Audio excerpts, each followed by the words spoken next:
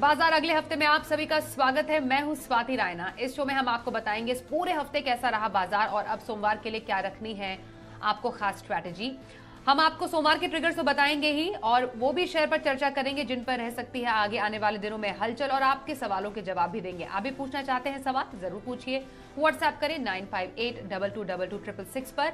Social media platform का इस्तेमाल कर सकते हैं, फेसबुक पर @ZBusiness ऑनलाइन और ट्विटर पर @ZBusiness पर अपने सवाल पूछे। #बाजार आज और कल जरूर लिखें। और सोमवार के आपके बाजार की तैयारी कराने के लिए जी बिजनेस के मैनेजिंग एडिटर अनिल सिंह भी हमारे साथ शो में शामिल होंगे और खास मेहमान आनंद राठी के सिद्धार्थ सिडानी। बहुत स्वागत करते हैं सिद्धार्थ आपका शो में। और बिजनेस रिसर्च टीम से मेरे सहयोगी वरुण दुबे हमारे साथ शो में शामिल होंगे और बताएंगे सोमवार और अगले हफ्ते के अहम ट्रिगर्स कौन से हो सकते हैं। बातचीत शुरू करेंगे, लेकिन उससे पहले जानना जरूरी है आज के दिन और पूरे हफ्ते बाजार की चाल कैसे रही। खास तौर पर 2 दिनों की गिरावट के बाद हमने देखा शुक्रवार को शानदार तेजी के साथ बाजार ने अपनी क्लोजिंग दी। निफ्टी 450 अंकों के जबरदस्त उछाल के साथ 16,266 पर बंद हुआ। सेंसेक्स 1534 अंक भागा। बैंक निफ्टी की बात कर लेते हैं। बैंक निफ्टी करीब 1000 अंक चढ़कर 34,276 पर बंद हुआ। बाजार में चौतरफा तेजी आज अंक चढ़कर 34,276 पर बंद हुआ। बाजार में चौतरफा तेजी आज देखने को मिली। हर सेक्टर जैसा आप देख पा रहे हैं हरे निशान पर बंद हुए। मिड कैप शेयरों में भी आज था जबरदस्त एक्शन। एनएसई का मिड कैप इंडेक्स 2% से ज्यादा चढ़कर बंद हुआ। साप्ताहिक हिसाब से देखें तो 5 हफ्ते बाद बाजार बढ़त पर बंद हुए हैं।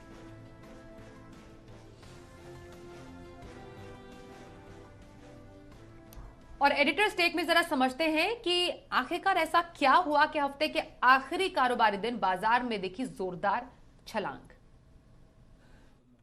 कल के बेहद खराब सेशन के बाद भारतीय बाजारों में आज दिखा दमदार एक्शन। हालांकि अमेरिकी बाजार लाल निशान में ही बंद हुए, लेकिन कमजोरी जो थी कल अमेरिका में उम्मीद से काफ़ी कम। और ब्रॉडर मार्केट में कुछ अच्छी खबरें, यानी कि डॉलर इंडेक्स का कम होना, बॉन्ड यील्ड्स का घटना, रसेल 2000 यानी कि उनका जो ब्रॉडर मार्केट है उसमें तेजी के संकेत, और इन सब के साथ साथ डाउ फ्यूचर्स में दमदार एक्शन तेजी की तरफ का, ये सारे संकेत थे जिनके चलते हुए भारतीय बाजारों ने दमदार शुरुआत की, सीधे 16,000 के ऊपर यानी कि 200 पॉइंट ऊपर, और उसके बाद एक भी बार पीछे मुड़कर नहीं देखा। लगातार धीमे धीमे मजबूती बनाते हुए दिन के हाई पॉइंट पर बंद हुए आज फिर से जाकर, लेकिन दिन के हाई पॉइंट नहीं बल्कि पूरे हफ्ते के हाईएस्ट लेवल पर 16,250 के ऊपर बंद होते दिखे। ये दमदार एक्शन था। वहीं बैंक निफ्टी पर भी 34,300 के बेहद करीब बंद होते नजर आए। 900 पॉइंट से ज्यादा की तेजी बैंक निफ्टी में, और लगभग 400 पॉइंट 350 पॉइंट तेज दौड़ लगाता हुआ निफ्टी। सेंसेक्स बड़े लंबे समय बाद 1500 अंकों की तेजी दिखाता हुआ दिखा। तो बिल्कुल कल के विपरीत,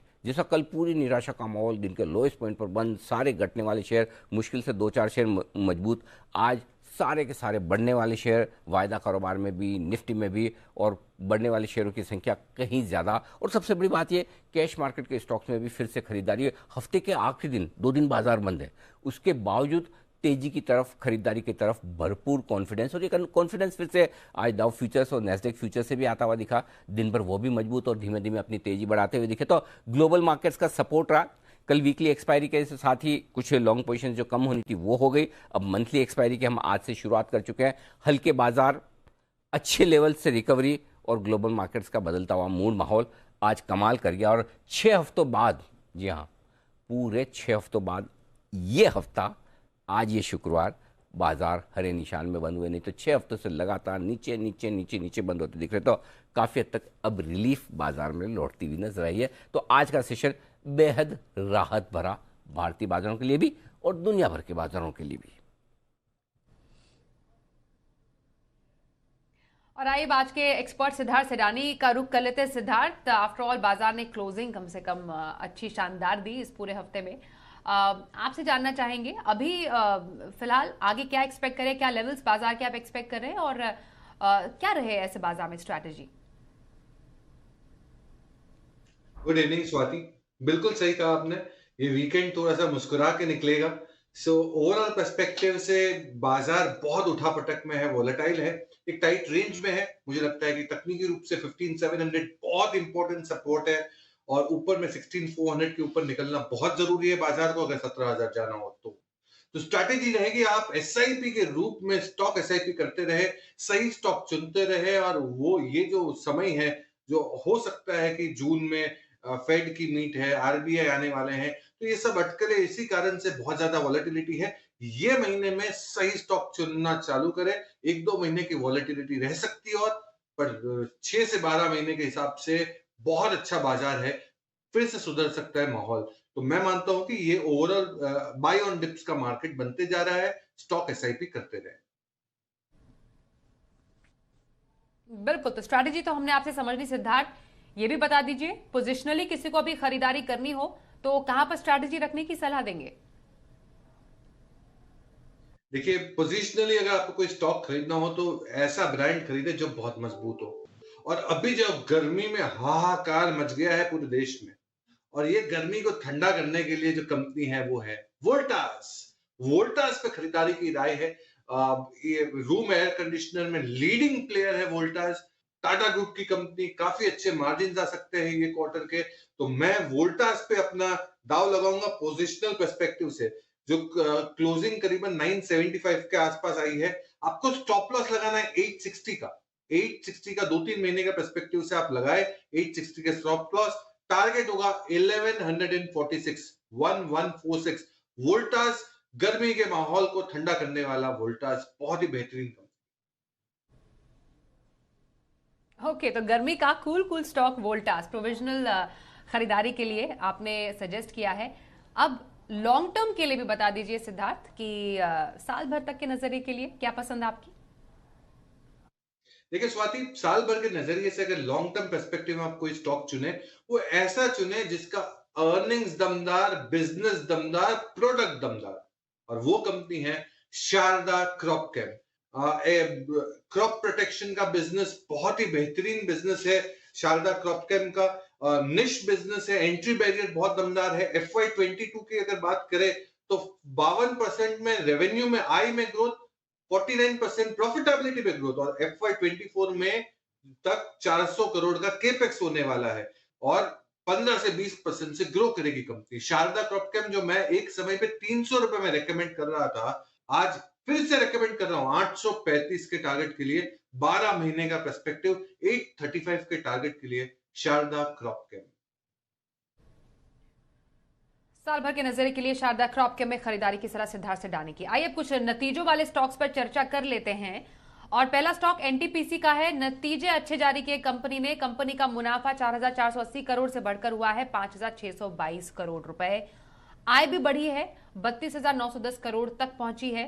कंपनी अपना मार्जिन बढ़ाने में भी कामयाब हुई है सिद्धार्थ, और ये बढ़कर कर भी 31% हो गया है। एनटीपीसी, क्या सलाह रहेगी आपकी? एनटीपीसी के लिए जो कहा जा रहा था उसने गलत साबित कर दिया, वो है कि ये एफडी ऐसा स्टॉक है, फिक्स्ड डिपॉजिट ज्यादा। क्योंकि एनटीपीसी ने काफी अच्छा उछाल दिखा है। तो अब रुख है कि इसमें आपको बने रहना चाहिए। नतीजे भी अच्छे हैं, और पावर क्षेत्र में दमदार रिटर्न्स आ सकते हैं आने वाले समय में।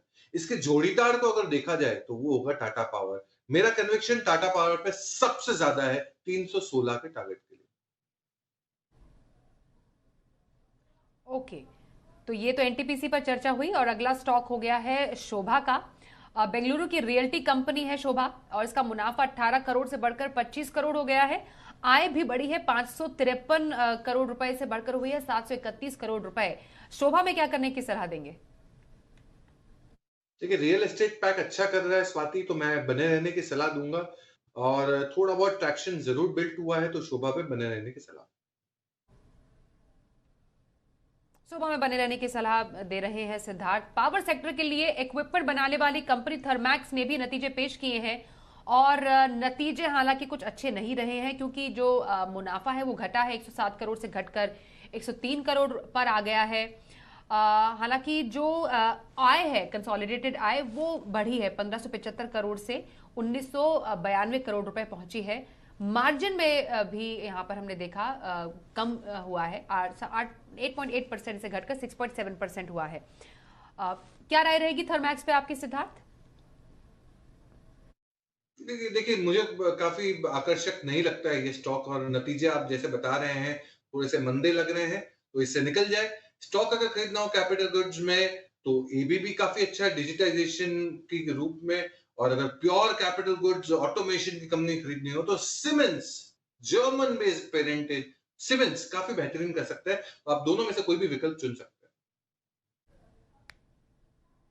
ओके, तो थर्मैक्स है तो निकलने की सलाह दे रहे हैं सिद्धार्थ सिडानी। आइए अब कुछ और दर्शकों के सवालों के जवाब लेते हैं। भजन दास गुप्ता कोलकाता से हमें सवाल भेज रहे हैं। डॉक्टर रेड्डीज इनके पास है, 50 शेयर है, उनकी खरीद है 4100 रुपए की। हमने देखा सिद्धार्थ शेयर में तूफानी तेजी नजर आई और निफ्टी का टॉप गेनर भी बना और कल जारी हुए नतीजों के बाद शेयर ने आज एक महीने का ऊपरी स्तर भी छुआ है।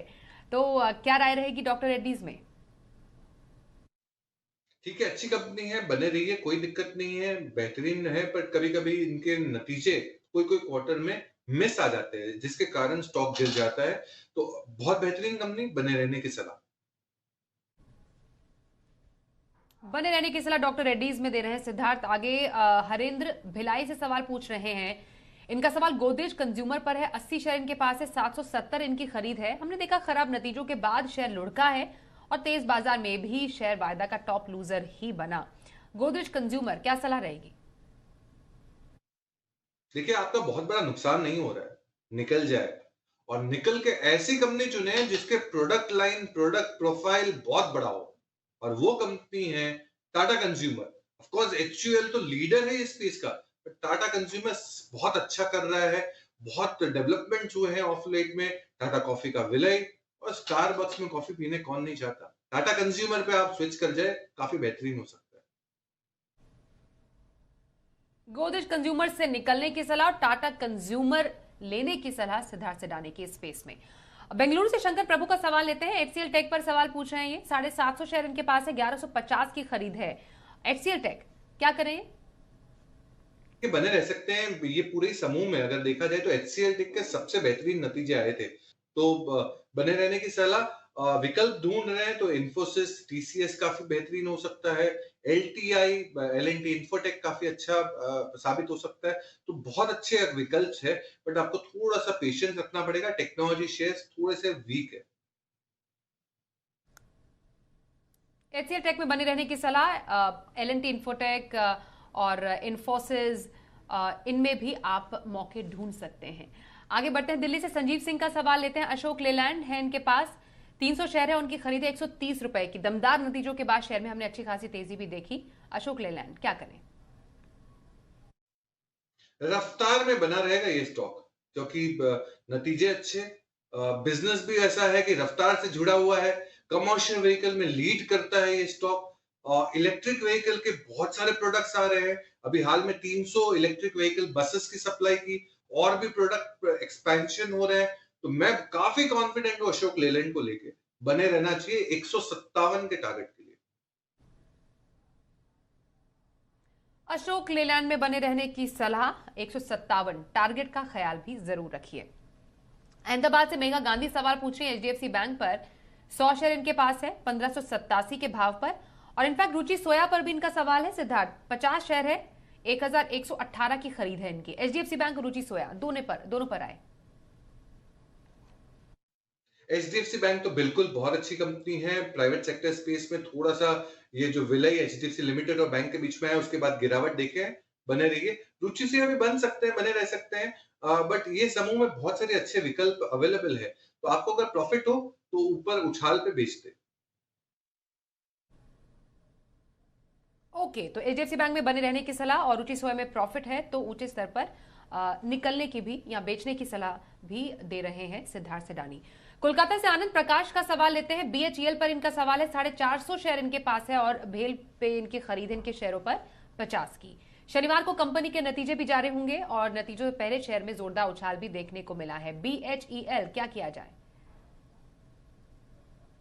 सरकारी कंपनी के रूप में आपको बना रहना चाहिए। अच्छे काम हो सकते हैं, अच्छे बिजनेस हो सकता है। बट फंडामेंटल या बैलेंस शीट की बात करें तो मैं मानता हूं कि काफी बेहतर विकल्प प्राइवेट में आपको मिलेगा। वो है एलएनटी, सीमेंस। ये बेहतर विकल्प है। ऑल्दो आप प्रॉफिट कमा रहे हैं, रिजल्ट्स, नतीजे देख लें, सोमवार को एक्शन लें। बट एलएनटी और सीमेंस बहुत अच्छा विकल्प है। एलएनटी और कौन सा दूसरा स्टॉक आपने बोला था Siddharth? Siemens India. Siemens India. Okay okay, LNT Siemens एक अच्छा विकल्प के तौर पर आप ढूंढ सकते हैं इस स्टॉक के बदले। हावड़ा से महेंद्र गुप्ता सवाल पूछ रहे हैं, वेलस्पन कॉर्प इनके पास है, 350 शेयर इनके पास है 200 की खरीद में। हमने वेलस्पन में देखा करीब 70% की जोरदार तेजी दिखी है और कंपनी को तो 5000 करोड़ के ऑर्डर भी मिले हैं। साथ ही गैस ट्रांसमिशन पाइप सप्लाई के लिए ये ऑर्डर कंपनी को मिले हैं। वेलस्पन कॉर्प, क्या राय रहेगी आपकी? जब स्टॉक 20-20% उछलता है तो वो स्टॉक से निकलना नहीं चाहिए, बने रहिए। बट आपको करना क्या है, एक ट्रेलिंग स्टॉप लॉस लगाना है टेक्निकल रूप से, उसको स्टॉप लॉस को मान के आप ये स्टॉक पे बने रहिए और इसकी उछाल का फायदा उठाए, तो होल्ड करें। अगले हफ्ते बाजार के लिए होंगे कौन से अहम ट्रिगर्स, बता रहे हैं हमारे सहयोगी वरुण दुबे। देखिए, अगले हफ्ते के लिहाज से तो सबसे इम्पॉर्टेंट एक इवेंट है जिस पे आपको नजर रखनी है और वो है global event world economic forum, जो कि डावोस में चल रहा है। तो कहीं ना कहीं उसके ऊपर आपकी नज़र होनी चाहिए और वहाँ से जो भी अपडेट निकल के आएंगे वो हम आपको ज़रूर बताएंगे। इसके लिए ये इवेंट जो है वहाँ पर आप नज़र रखिएगा। इसके अलावा भारतीय बाज़ारों के लिहाज से देखेंगे तो नतीजों का सीज़न का आखिरी लेग रहेगा, आखिरी हफ्ता होगा और यहाँ करीब करीब आधा डजन कंपनियाँ जो है निफ्टी की वो अपने नतीजे घोषित करेगी और एफएनओ में अगर आप देखेंगे तो 30 से ज़्यादा कंपनियाँ हैं जो भी अपने नतीजे घोषित करेंगी। तो एक एक करके मैं आपको बताता हूँ। सबसे पहले सोमवार को तो डीवीस लैब के नतीजे आएंगे निफ्टी में। वहीं एफएनओ में अगर आप देखेंगे तो भारत इलेक्ट्रॉनिक्स, वहीं बिरला सॉफ्ट, स्टील अथॉरिटी के नंबर आएंगे और बिरला सॉफ्ट तो नतीजों के साथ साथ बायबैक पे बोर्ड विचार करने वाला है, तो यहाँ पे आपकी नज़र होनी चाहिए। और सिंगापुर और हांगकांग का सीपीआई का आंकड़ा भी आएगा, तो यहाँ पे नज़र रखेगा। मंगलवार की बात करें तो यहाँ पे अडानी पोर्ट्स और ग्रासिम के नंबर आएंगे निफ्टी में। वहीं एफएनओ में बलरामपुर चीनी, Ipca labs, metropolis, STRIDE pharma के नंबर्स आने वाले हैं। यहाँ पे आपकी नज़र होनी चाहिए। आदित्य बिरला फैशन जो है फंड रेजिंग के लिए बोर्ड की बैठक होने वाली है, तो वहाँ पे नज़र होगी। और प्रधानमंत्री मोदी जो है वो टोक्यो में क्वाड्स लीडर्स समिट जो है उसमें पार्टिसिपेट करने वाले हैं, तो यहाँ पे एक इम्पॉर्टेंट इवेंट है जिस पे आपकी नज़र होनी चाहिए। इसके अलावा वेनेसडे को अगर आप देखेंगे तो कोल इंडिया और बीपीसीएल निफ्टी में ये दो कंपनियां जो कि अपने नतीजे घोषित करेगी। और एफएनओ में अगर आप देखें तो Apollo hospital, Bata, InterGlobe aviation, Nalco, PFC, Torrent pharma, Whirlpool जैसे कंपनीज अपने नतीजे घोषित करने वाली है। तो काफ़ी सारी एफएनओ की कंपनी है जो कि वेनेसडे को अपने नतीजे घोषित करेगी।